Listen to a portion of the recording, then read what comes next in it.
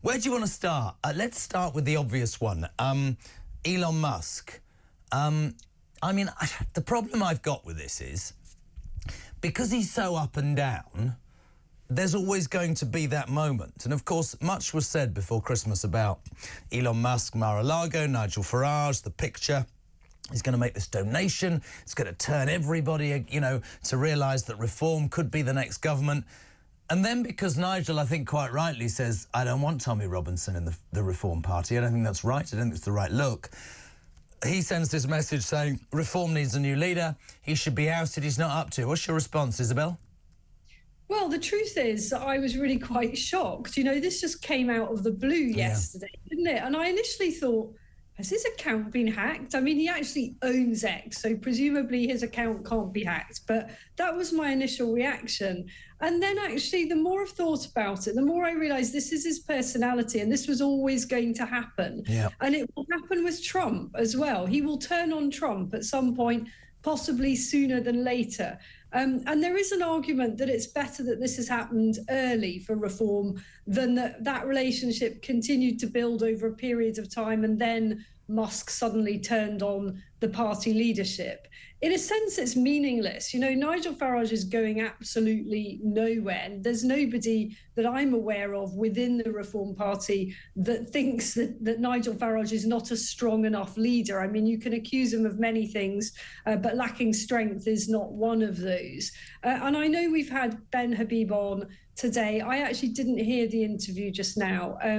And I love Ben, you know, I've got great respect for him, but I do think it's time he got back in his box on this and other anti-reform stuff. He keeps going on about democratisation. He makes... It's getting boring now. It really is. He will say that that he is, you know, essentially it's his private party and that's the way it is. But that's Ben Habib to one side. Can I put to you that you make a really good point that you know, it's his personality.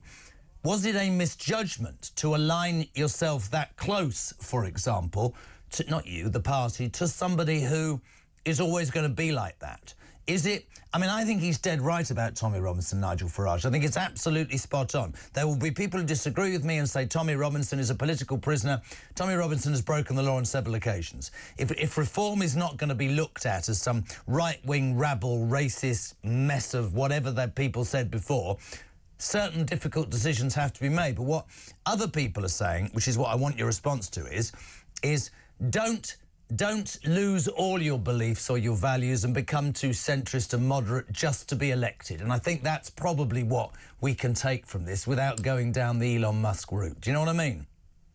It's such a difficult balance for a political party like Reform because, of course, you know, let me give you an example. I think the party would probably like to be more radical. It's just me speculating on deporting illegal immigrants. You know, many of the party's supporters continually push for mass deportation. Yep.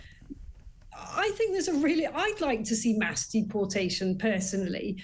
But for the party leadership to call for it, you know, they run the risk of being accused of being unrealistic, you know, of being very extreme and so on. So it's always a really difficult balance to get between the things that you might like to say and, you know, your better wisdom, your better judgment of going too far. And I understand that people want a party to be true to itself, but being Tommy Robinson-like is not true to where... So if that was good judgment, to say no to Tommy Robinson by Nigel and the leadership, was it bad judgment to get close to and be advocating the brilliance of a man who is at best completely unpredictable, and Elon Musk? That's a relevant question, I think.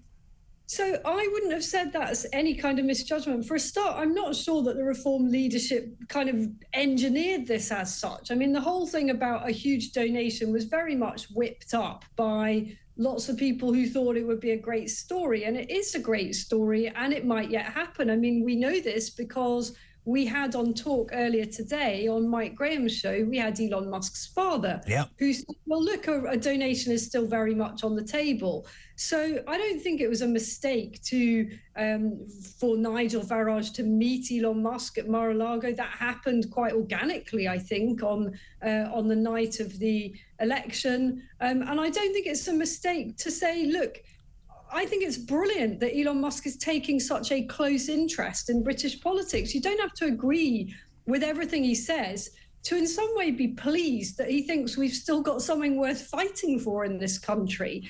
And he and his father are clearly very keen on the UK, and they're worried by what they see is happening to the UK. And almost all of us across the political divide can share that. So if the world's richest man wants to get stuck in, well, he might be kicking all of us. You know, he's kicking Jess Phillips, he's kicking Keir Starmer, he's having a go at Nigel. Next, maybe it's going to be Kemi Badenoch. We've just got to get used to this being the way the guy rolls. Personally, and I'm sure he has many PR advisors and doesn't need to listen to any of them, I would say that his tweeting would be more powerful if he did less of it, you know, just a bit more. Very interesting. If just very quickly from Mick, I'd love your response to this, Isabel. Musk is acting like a rich Bond villain, and Ben Habib has become a typical political backstabber and should be ashamed. But what I'd like to see, says Mick, is Rupert Lowe, the great Yarmouth Reform MP, who Musk was saying is fantastic. I'd like him to endorse Nigel today. Surely that's the right thing to do. Well, Rupert Lowe put out a statement yesterday making it very clear that he is totally loyal to Nigel. There is no question on this planet of Rupert Lowe taking over from Nigel Farage. I can't imagine that will ever happen. Of course, if Nigel Farage were to fall by the wayside of his own volition at some point in the distant future, you know, who knows who might take over. But at no point in foreseeable future is there any place for anyone to replace Nigel Farage. This is a man who has brought the party to its most exciting point yet.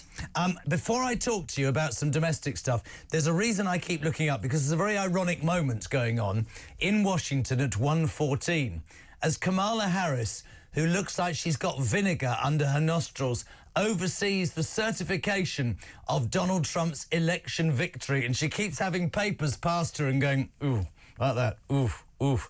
Let's quit that and ask you about the news earlier.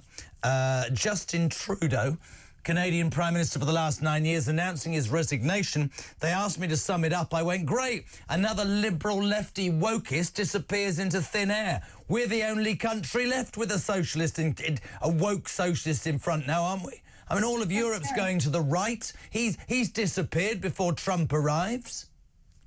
Well, and we're working on it, aren't we, to replace what we've got. I think everybody realises that we made a colossal mistake earlier this year in what we've put into power. But on Trudeau, I mean, I'm so glad to see the back of that guy. Yeah. I've never forgiven him for his behaviour during the pandemic. Don't forget, this is a guy who literally used the powers of the state to freeze the bank accounts of people who protested against the vaccine mandate. You know, the behaviour of the Canadian regime during the pandemic was right up there with the most repressive on the planet. And he was right in the front and spearheading that. And I thought it was extraordinary that today, as he talked of his proudest moments, his handling of the pandemic, which was an absolute unforgivable disgrace, was one of the 2 or 3 things that he mentioned that he had done well. Well, no, you didn't, and I'm glad to see the back of you.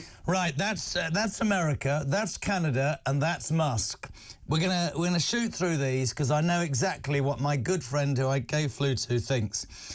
The government, this wonderful Labour government, today opened the door, Isabel, to scrapping free prescriptions for the over 60s to raise much-needed funds for the NHS. And again, because I don't have your intelligence or your way with words, to me, I thought about this. So if they don't freeze pensioners to death, they make sure they can't afford to get the medicines that'll make them better, so those pensioners will end up back in hospital, putting more pressure on the NHS and costing more money.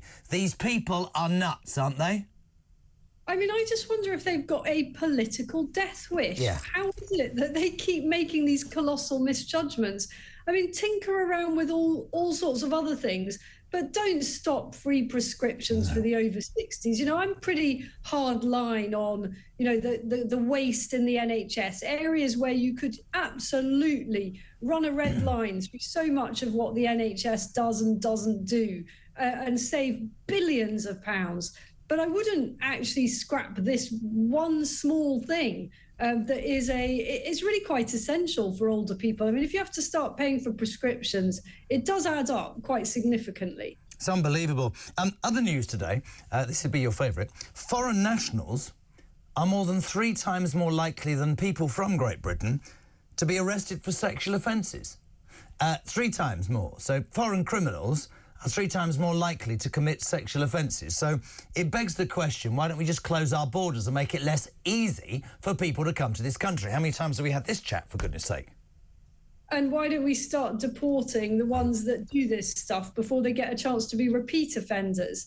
And it's great that we're beginning to get some of this information, because I know, because I've been privy to multiple attempts on freedom of information to actually get the breakdown of crimes committed and convictions by nationality, that it's really hard to get the government to admit this stuff. They really, really don't want us to know. And it's exactly that kind of attitude of cover-up that has led to the completely heartbreaking, scandalous, enormous scale abuse in those northern towns, which have caused so much... Not just northern towns, it seems. Let's be honest. Not just northern towns. Had somebody on from Peterborough today. We had somebody on from somewhere else. I mean, I wanted to finish by asking you about that, and I don't understand. And I had Benedict on earlier. I had Poppy Coburn on earlier. Here's the thing. You're a mother, I'm a father, OK? There are now feelings amongst certain people emanating about this email at the weekend that said that, you know, certain people in power in 2008 said the right approach to this is to say these girls made informed choices. Now, whether this is a cover-up or not, if you are raped by a gang member, whatever your age, but these were kids, fundamentally and morally, that is so abhorrent to me as a parent. How does any politician, Isabel, whether it was 20 years ago or not, think that they are going to get away with sending directives or heads of the police or whoever it is, that this is acceptable? Does somebody not, as Peter Blexley, think that somebody somewhere has kept, if this email exists, but more than that, if this is a cover-up, what does that say of us as a country? If we saw that in another country, we would be up in arms, the United Kingdom, saying that this was disgraceful and should change. Do you believe there's been a systematic cover-up of child abuse in the United Kingdom? Yes, I do. And I must admit that, you know, obviously I've been aware of this story for years, and I've never really wanted to engage with it. There's so many stories as a journalist that you can really start digging deep into. And this is one that I just couldn't really bear it, really. But I've kind of made myself read some of it in the last few days. And honestly, I can't get some of it out of my head. It is so utterly astonishing, isn't it? And why would people cover that up, though? I'm talking from a moral point of view. Why would anybody think that's acceptable? I don't get that. Nobody thinks it's acceptable. What all this comes down to is utter cowardice, and it's the same old theme. And I tell you, it's the same old theme. Oh, we can't say this, we can't say that, because, you know, that might be taken to be racist. Well, all these people that are continually shouting and shrieking about racism, every time anyone says anything about anyone that isn't a white British, you know, national, they have this on their shoulders too. Because it is that culture that shuts down any criticism of anyone of a different racial background, ethnicity, whatever terminology you want to use. That is what has contributed to this cover-up and an ongoing cover-up. And there are, I'm afraid, still hundreds of thousands, if not millions of people in this country who have been part of this culturally. I mean, and I find that astonishing. And I you know, I mean, people, you're right.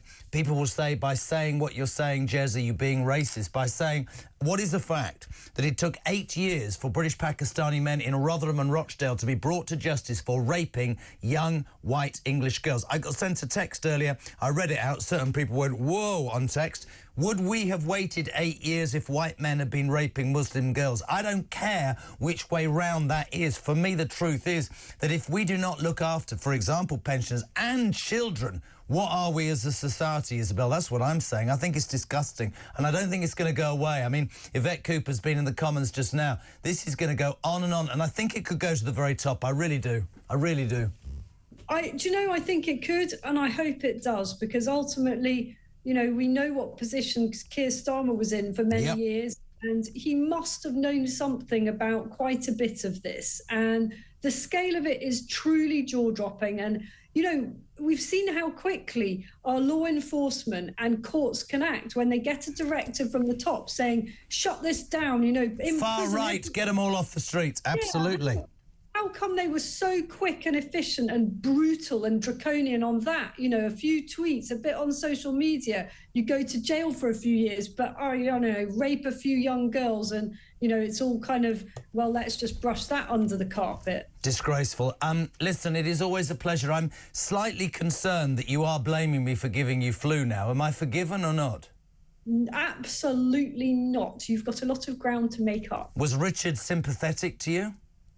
Yeah, he was quite good, actually, to be fair. My wife said, I've been very sympathetic, and when I get it, you just think the whole world's going to end, don't you? I think she's probably right, to be honest. Men are terrible, aren't they? Isabel, Happy New Year. Hope you get better soon. Thank you so much indeed.